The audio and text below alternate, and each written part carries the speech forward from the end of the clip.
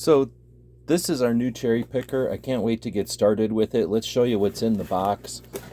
Pitting cherries has just been something that has just taken a long time. I didn't even know that these were a machine, but there's some instructions. There's the unit. Then you've got a suction cup base. There's the little place where the pits are going to go. You've got the, I guess, the cutter. It is kind of sharp down there. There's a spring and the handle.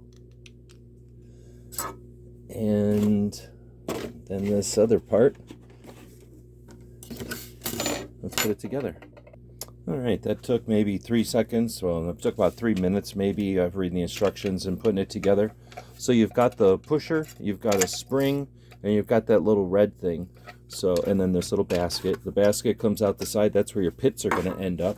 You've got this red thing, which is sort of cleaning the blade each time. It's like a wipe. So we'll put that back in there, and you can see how that goes in.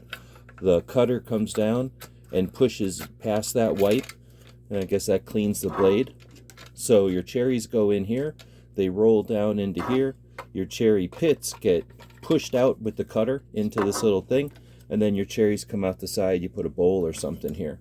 And I guess because of the way it ships and for cleaning, they show you how to clean it right away. You're going to compress the spring and unscrew the top. This is the opposite way of putting it together.